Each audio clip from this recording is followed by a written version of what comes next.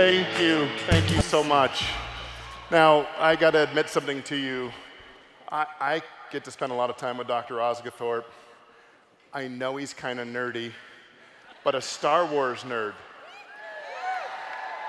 Now, I kind of see him more of an Obi-Wan character than a Princess Leia character, but he just quoted Princess Leia, right? Like, wow, okay. So by now, after everything shared yesterday, this morning, and even in the showcase, I think we now have a shared understanding of the importance of sleep and microbiome health, right?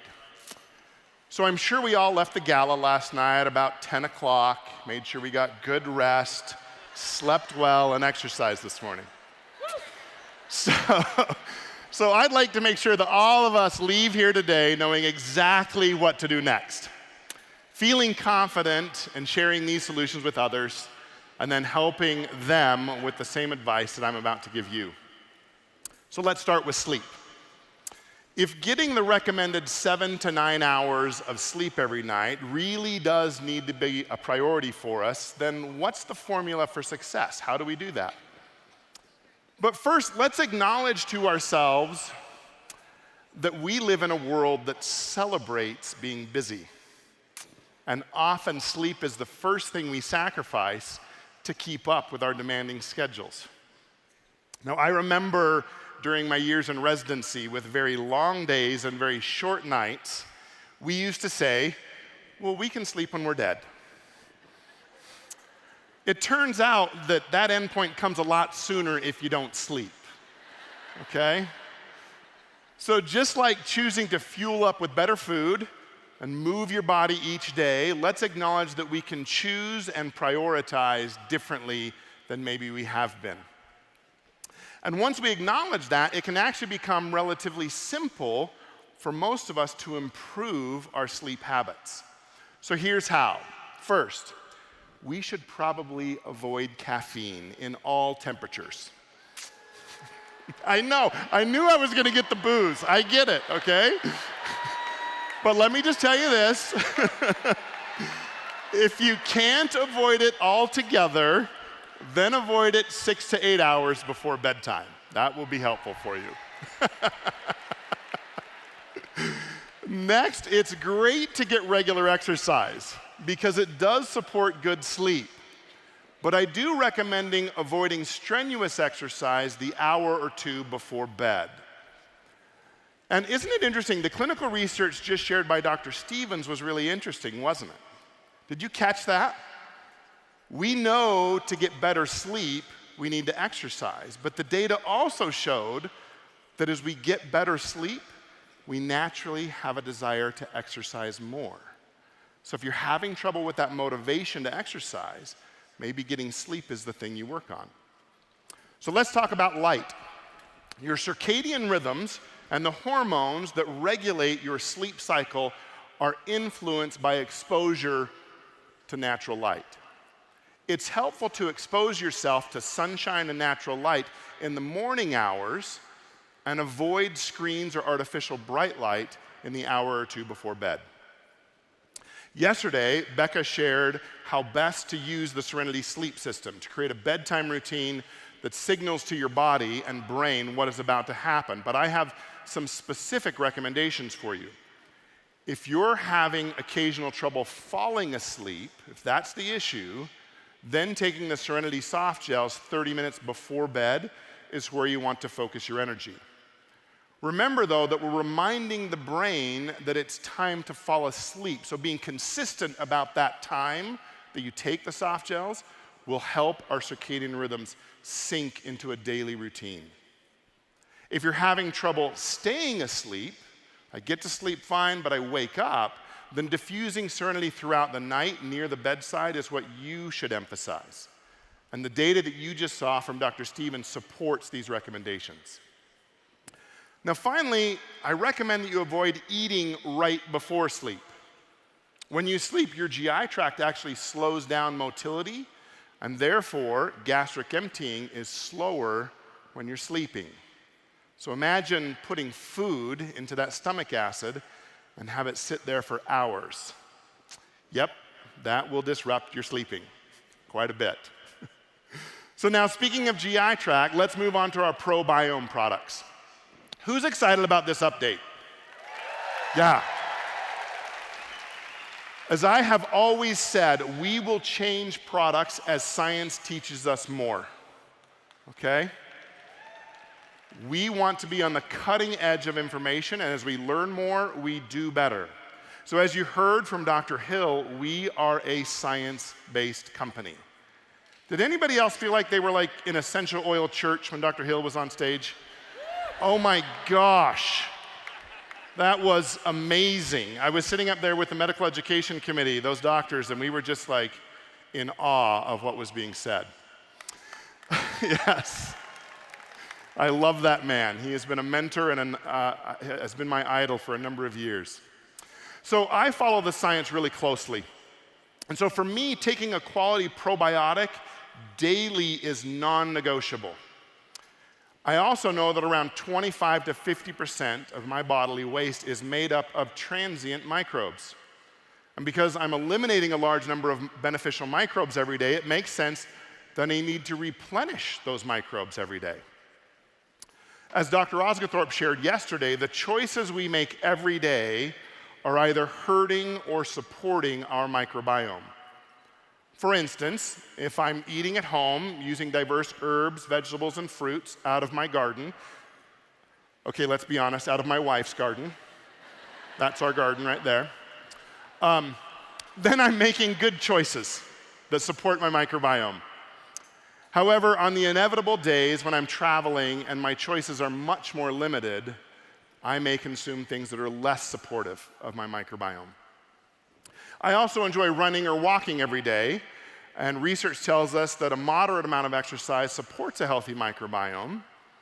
But again, there may be days or even weeks here and there where life just seems to get in the way. And that choice can be more difficult. Stress also happens to show up during those days or weeks, and we know that stress can send signals to the microbiome to change it rather drastically. So I try to get 8 hours of sleep every night, but travel, kids, and that stress sometimes impacts those things, and that lack of sleep can change the diversity of the microbes that I'm host to. And the list of things that impacts the system actually goes on and on and on. And I know that sounds like, well, there's no hope, right? So in a perfect world, I would eat only fresh fruits and vegetables out of the garden. I would exercise daily, get adequate sleep, and keep all stress in my life well under control. I would also be able to live in the woods, practice Shinrin-yoku, and avoid all toxins that come from so many things around me. However, I don't live in that world quite yet. So until I do, I take our probiome products every day.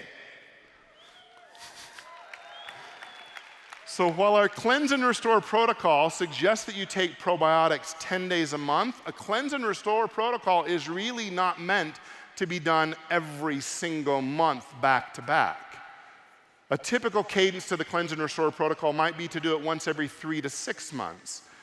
And then in between, you want to be taking your probiotics every day. So taking our doTERRA probiome products is simple. Let's start with the sticks, because honestly, that flavor, right? Like, I love it. You can pour PB Assist Plus powder straight into your mouth, which is what I do. Okay, not the shooter of the electrolytes, but the shooter of the probiotics. That's okay. Or you can mix it with cold water and drink immediately. It can also be mixed with cold foods like smoothies, applesauce, or yogurt. I recommend taking these supplements daily either when you first wake up and you're active in your day or just prior to a meal. As it turns out, that's when your digestive system is most active and will move the probiotics through that stomach's harsh environment at the pace required for encapsulation technology to do its job. It's also when you have food and liquids going into the stomach that raises the pH of the stomach, And often meals consist of some fiber, which is the probiotic bacteria live on. They live on that fiber, thereby giving your microbes the best chance to be supported and replenished every day. If you were to take them, for instance, before bed, your supplement is actually more likely to sit idle in the stomach acid for too long because metabolism and digestion slows down when we sleep.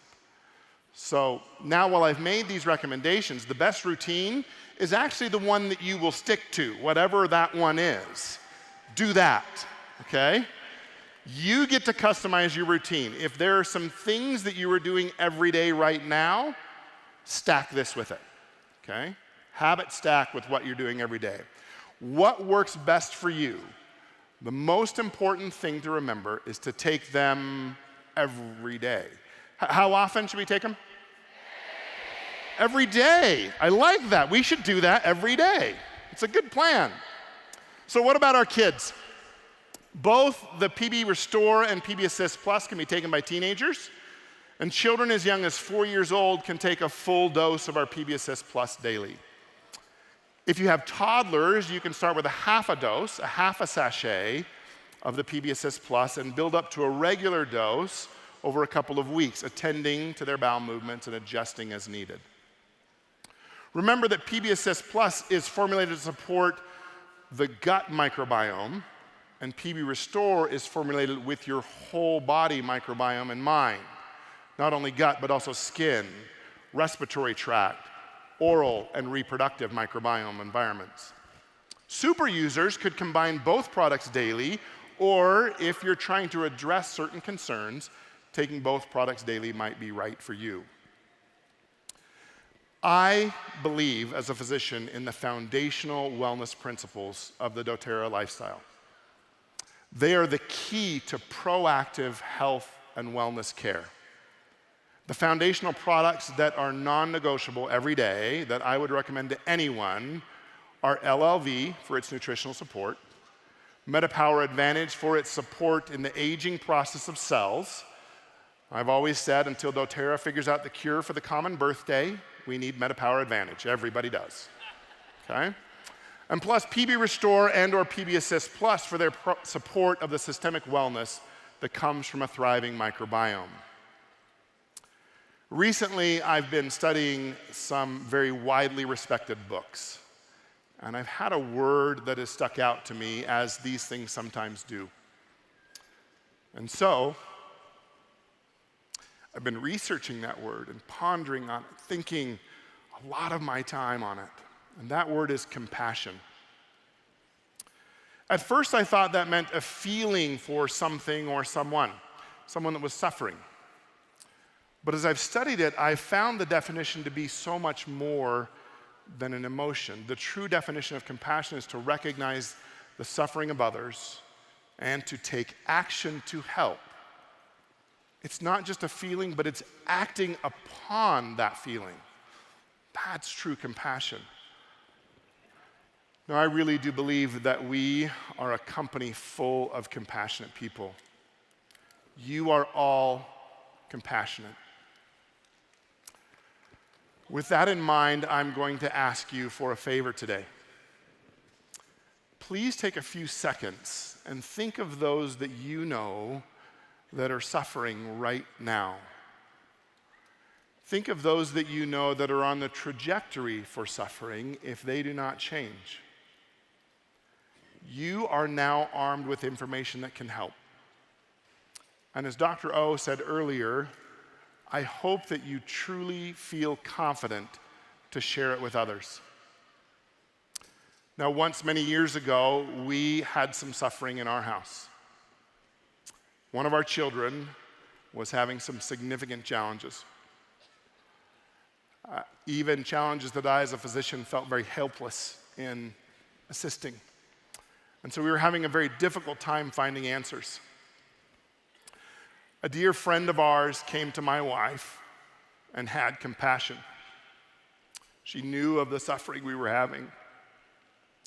And she shared some doTERRA products with her that made a significant difference in our lives and the life of my son, and alleviated some of our suffering.